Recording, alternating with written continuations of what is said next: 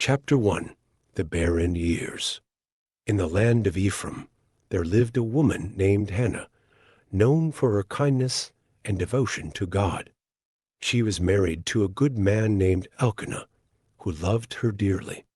But despite their love, Hannah had a sorrow she could not escape. She had no children. Her husband's other wife, Peninnah, had sons and daughters, and she never missed a chance to remind Hannah of her barrenness.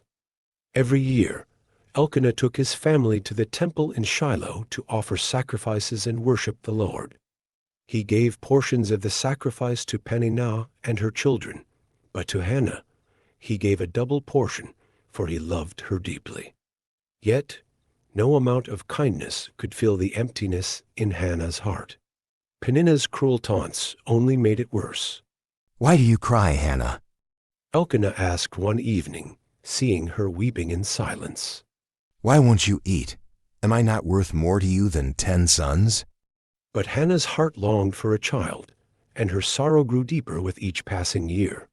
Chapter 2. A Prayer of Desperation. One year, as they visited the temple in Shiloh, Hannah could no longer hold back her tears. She slipped away from the feast and found a quiet corner in the temple to pray. Her heart was so full of pain that her lips moved silently, her voice too choked with emotion to make a sound. Lord Almighty, She whispered in her heart, if you will only look upon my misery and give me a son, I will give him back to you all the days of his life. No razor will ever touch his head. He will be dedicated to your service forever. As she prayed, the old priest Eli watched her. He noticed her lips moving but heard no words. Thinking she was drunk, Eli approached her and said, How long will you keep on like this? Get rid of your wine. Hannah, startled, replied, Not so, my lord. I am a woman who is deeply troubled. I have not been drinking wine, but I am pouring out my soul to the Lord. Please do not take me for a wicked woman. I have been praying here out of my great anguish.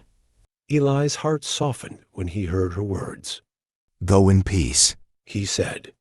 May the God of Israel grant you what you have asked of him.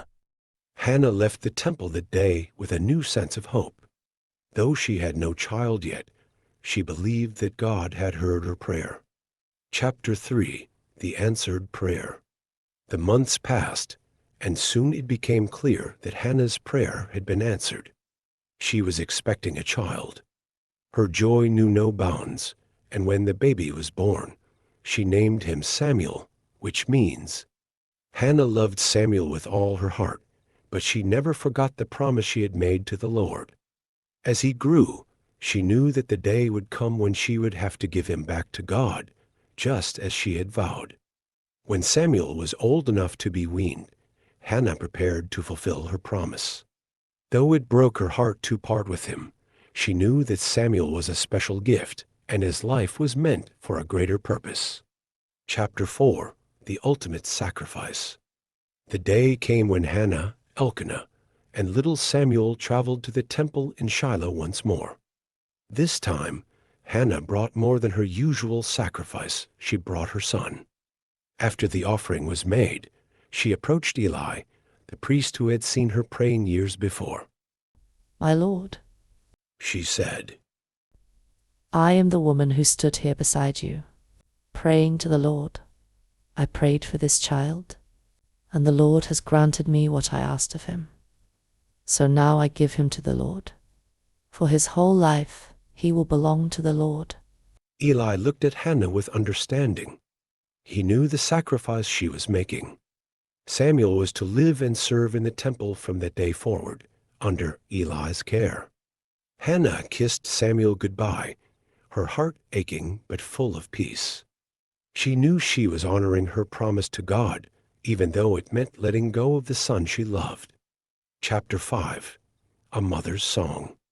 Though Hannah left Samuel at the temple, her heart was not empty. As she walked away from Shiloh, she began to sing a song of praise to the Lord. My heart rejoices